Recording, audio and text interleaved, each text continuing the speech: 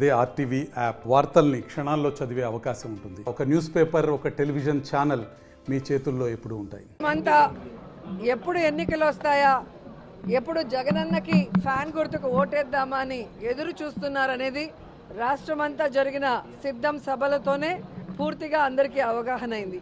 ఎందుకంటే ఆ సభల్లో మీరు చూస్తే కార్యకర్తలే కాదు, ప్రజలు కూడా, లబ్ధిదారులు కూడా ఏ విధంగా స్టార్ క్యాంపెయినర్లుగా ప్రతి నియోజకవర్గం నుంచి ఈరోజు లక్షలాది మంది వచ్చి జగనన్నతో మేమున్నాం, మేము మీ వెనుక సిద్ధంగా ఉన్నామని చెబుతుంటే నిజంగా చాలా హ్యాపీగా ఉంది.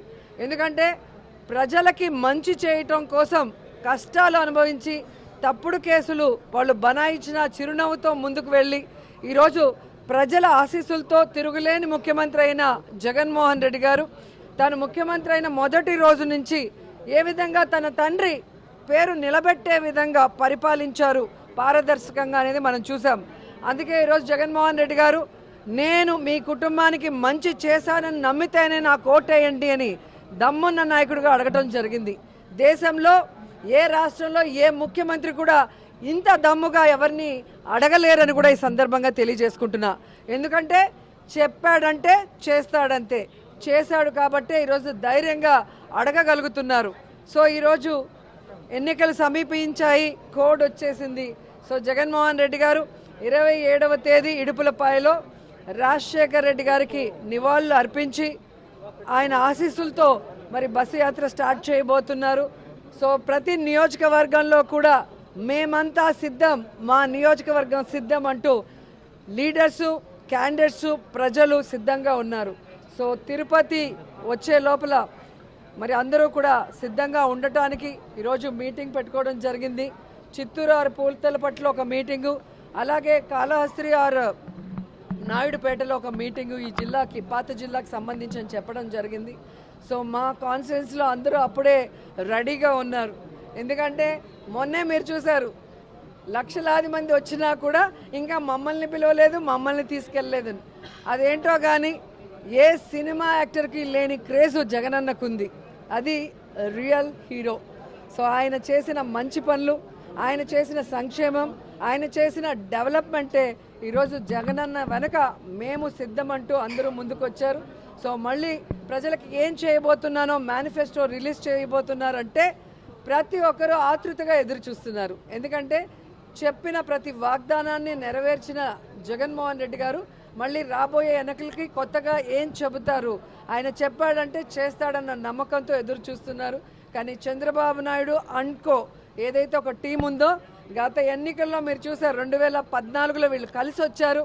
ఏ విధంగా ప్రజల్ని మోసం చేసి అధికారంలోకి వచ్చాక ప్రజల్ని గాలికి వదిలేసి ఏ విధంగా రాష్ట్రాన్ని అప్పుల్లో ముంచేశారో ఈ రాష్ట్ర ప్రజలు ఇంకా మర్చిపోలేదు. సో ఆ ముగ్గురు మళ్ళీ కలిసి వచ్చి ఈరోజు ఏదైనా మేనిఫెస్టో రిలీజ్ చేసినా ఎవ్వరూ కూడా నమ్మే పరిస్థితిలో లేరు. ఎందుకంటే ఇదే తిరుపతిలో వెంకన్న సాక్షిగా ప్రత్యేక హోదా ఇస్తామన్నారు, వెంకన్న సాక్షిగా బాబు వస్తే జాబ్ వస్తుందన్నారు, వెంకన్న సాక్షిగా ఎన్నో చెప్పారు. ఆ వెంకన్నకే ఈరోజు శటగోపం పెట్టాలన్న ప్రయత్నం చేస్తున్న వీళ్ళకి ఖచ్చితంగా వెంకన్న బుద్ధి చెప్తారు అని కూడా ఈ సందర్భంగా తెలియజేసుకుంటున్నా.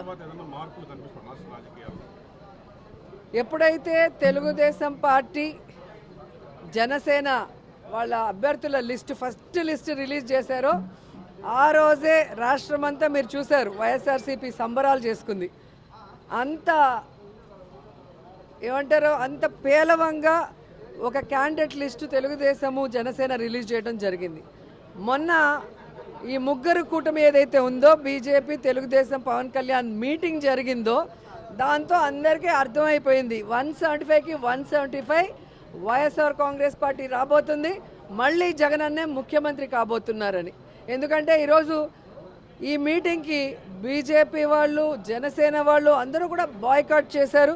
అండ్ సీనియర్ మోస్ట్ లీడర్స్ ఎవరైతే తెలుగుదేశం పార్టీకి పనిచేశారో వాళ్ళు కూడా ఈరోజు సీట్ల పంపకాల్లో ఎంత దూరంగా ఉన్నారో మీరు చూస్తున్నారు. అంటే వేరే వాళ్ళు సీట్ ఏదైనా మారిస్తే దాన్ని ఎంత పెద్ద తప్పుగా చూపించిన చంద్రబాబు నాయుడు ఈరోజు ఏం సమాధానం చెప్తాడు? ఎన్నో సంవత్సరాలుగా తెలుగుదేశం పార్టీ జెండాను మోసిన వాడికి ఈరోజు సీట్ లేదు. ఎలాంటి వాళ్ళకి సీట్లు ఇచ్చారో మీరు చూస్తున్నారు.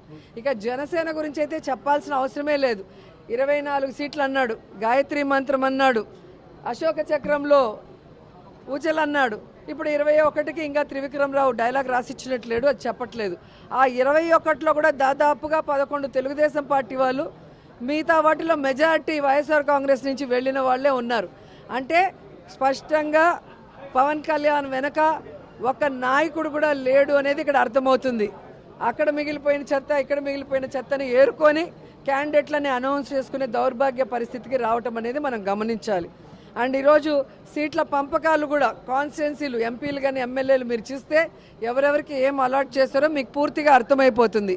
చంద్రబాబు నాయుడు బీజేపీని, జనసేనను మోసం చెయ్యాలి అన్న ఆలోచనతో సీట్ల పంపకాలు ఎలా చేశాడు, ఆ సీట్లలో కూడా తన అభ్యర్థుల్ని ఎలా పంపించి పెట్టుకున్నాడో చూశారు. కాబట్టి ఒకరికి ఒకరు పడక మొత్తం ఆ కూటమి అంతా జీరో అవుతుంది. మరిన్ని వీడియోస్ కోసం ఛానల్ ని సబ్స్క్రైబ్ చేయండి, లేటెస్ట్ అప్డేట్స్ కోసం వాట్సాప్ ఛానల్ ని ఫాలో చేయండి అండ్ లింక్ డిస్క్రిప్షన్ లో ఉంది.